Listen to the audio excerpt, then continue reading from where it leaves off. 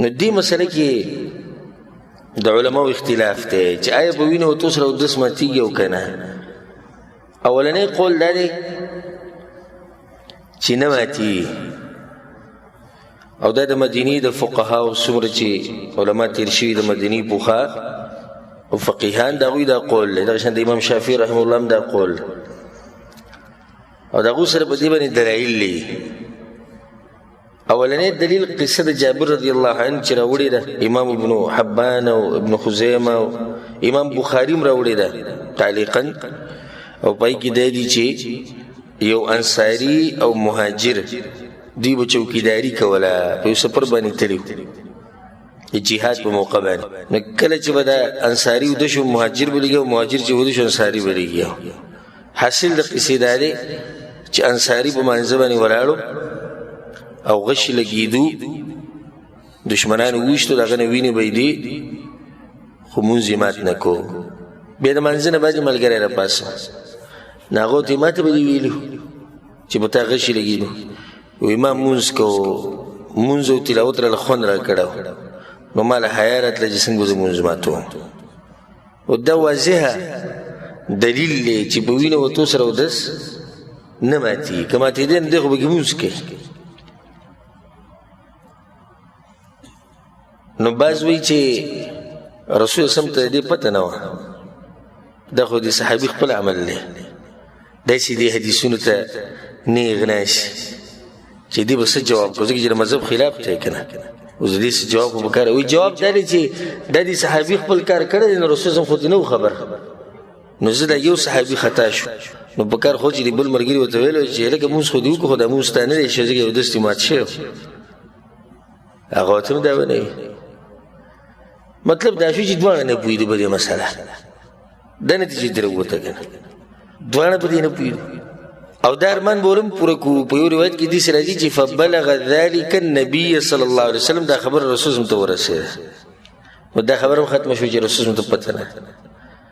درېیمه خبره، که رسول وسلم ته پته نه وي او دا کار دوی چې کوم کړی دا ناروا وی، الله به آیتونه نازل کړی وی، پیغمبر ته به وحي کړی وی چې پیغمبره دا مسلمانان پوه که چې په وینو وتو سره اودس ماتېږي. زه پیغمبر خو انسان دی، یو یې رشوتي یا معلومه ورته نه وه، علم الغیب ورسره نشته، الله ته خو هرې خبرې پته ده. او کله چې همداسې واقعه راغلې ده چې په هغې کې یو داسې کار شوی دی چې الله یې نه غواړي، الله هغه خبره واضحه کړې ده، ای پیغمبره داسې نه داسې. نو اوس پیغمبر شتي، وحي راځي، الله یې بیا هم نه بیانوي. واضح شو چې دا خبرې هسې کمزوري دي چې رسول سم ته خبر نه ورسېدلی، دا دوی خپل عمل، نو دوی خپل عمل شو. دا څومره اوچت انسانان دي. موږ که چېرته ووایو چې د پلاني مولوي صاحب خبره کمزوري ده، نو موږ د مرۍ نه نیسي. ها د مولوي صاحب خبره کمزوري شوه، او په خپله ښه په ارام ووایي، دا د دوی خپل عمل و، د صحابو یې دوی پرې نه دي پوه شوي. دویم دلیل، امام ابن ابي شیبه رحمه الله دا روایت راوړی دی، وی عبدالله بن عمر رضی الله عنهما په مخ باندې یو دانه وه، په هغې کې ګوتې وهلې، دانه یې ماته شوه، د هغې نه وینه راووت او بیا منزله لاړ. دریم دلیل، عبدالله بن ابي اوفا رضی الله عنه، او دا روایت امام عبدالرزاق راوړی په مصنف کې، وایي چې هغه یو پیر لاړې توکړې، او په منځه کې لاړې توکل، ګس سیټ ته توکلی شي، او ښی او مخې ته به نه توکي. او دا په هغه وخت کې چې کله جومات کې قالین نه وي، لکه د هغه وخت جوماتونه چې وو، وایي هغه لاړې توکړې، نو په هغې کې ته وینه لاړه، په دې لاړو کې څه وینه په منځه ولاړ. دا سویم دلیل شو. دریم. څلورم دلیل، عبدالله بن عمر رضی الله عنهما، امام بیهقي دا روایت راوړی، امام بخاري هم راوړی تعلیقا، چې عبدالله بن عمر یو پیر ښکر ولګو، ښکر لګول هغه حجامه چې ورته وایي، جسم نه وینه وویسته، او د کم ځینې چې وینه ویستو بس هغه قضیې باندې داسې اوبه راښکو دی، لاس یې لونکی پرې راښکو دی، بیا منځله راغله. پنځم دلیل واورئ.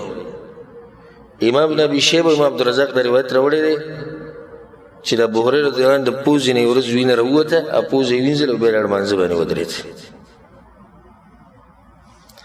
دغه شان شپږم دلیل دا والی چې رسول صلی الله علیه وسلم چې مخکر لګولی حجامه یې کړې ده،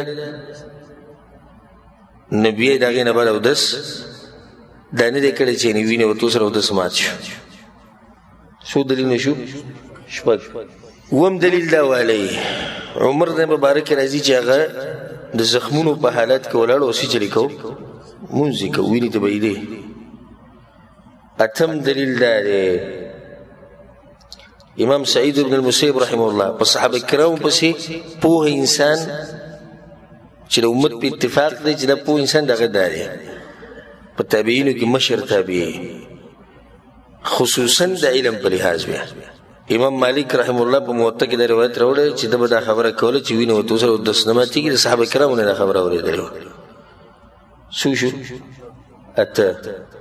نهم دلیل چې دلیل نشتی په ماتېدو، دا هم دلیل دی که نه؟ دلیل نشتی په ماتېدو. دا نهه دلیلونه پوره دي. اوس که دې نه بعد د یو سړي زړه مطمئن کېږي، الله دې بیا دغه زړه مطمئن کړي، بلکې زموږ له بیا څه طریقه نه راځي. دین خو دغې ته وایي نه، د الله خبره او د الله د پیغمبر خبره. او دریم ځای به کې بل موږ ته نه یې معلوم چې د هغه ځینې دلایل راواخلو او مطمئن یې کړو. د هغه علماو دلایل دي چې هغه وایي چې د وینې ورته سره اودس نه ماتېږي. خو ټول دا وایي چې د اودس کول غوره دي. غوره جدا مسله ده او لازم جدا مسله ده. یو سړي د جسم نه وینه ووته اودس کول څه دي؟ غوره دي. وینه کو مونځ صحیح دی. لسم دلیل به واوره چې لس پوره شي. امام حسن بصري رحمه الله وایي ما زال الناس يصلون في جراحاتهم. دا غټ امام دی د دین. وی زه خو د اوسه پورې او چې کم خلک یې نه منو په جهادونو کې او په جنګونو کې په دغه زخمونو کې لګیا لمونځونه کوي. یعنې دومره خلکو ته پته نیسي چې وینه ورته سره اودس ماتېږي. نو دا لس دلایل شو. تلک عشرة کامله. او د الله په توفیق سره د دې نه زیات هم بیانولی شو. بیا به رانه مسله ډېره اوږده شي. او کم علما چې دا وایي چې وینې ورته سره اودس ماتېږي، نه د هغوی سره په دې باندې مضبوط دلیل نشته. یو دلیل هغو دا بیانوي، د عمر بن عبدالعزیز دا روایت چې تمیم الداري نه راوړی دی او د هغې د سند کمزورتیا موږ بیانه کړه چې سندن دا روایت څه دی؟ دا کمزوری. دغه شان یو روایت راوړي پای کې دا دي چې رسول صلی الله علیه وسلم وایي چې د الټو سره او د نو د وتو سره او د وینې وتو سره اودس ماتېږي. هغه روایت هم سندن کمزوری دی. حاصل دا شو چې صحیح خبره ده چې په وینې وتو سره اودس نه ماتېږي او اودس کول څه دي؟ غوره دي. ښه په دې کې یو خبره مې ذهن ته راغله. که اوس څوک تاسو ته دا ووایي چې تاسو خو دا وایي چې وینې وتو سره اودس نه ماتېږي، په دې زنانه باندې چې د وینه راځي د حیض ده او د څلوېښتۍ ده، د دې سره اودس ماتېږي که نه ماتېږي؟ ماتېږي. نو بیا څنګه تاسو وایي چې اودس نه ماتېږي؟ دا په هغه دوو لارو باندې وتې ده. او دا خبره موږ کړې وه چې په دې دوو لارو باندې څه موجود د هغې سره اودس ماتېږي. که وینه بې ووته به اودس مات شو. واضح شو دا مسله؟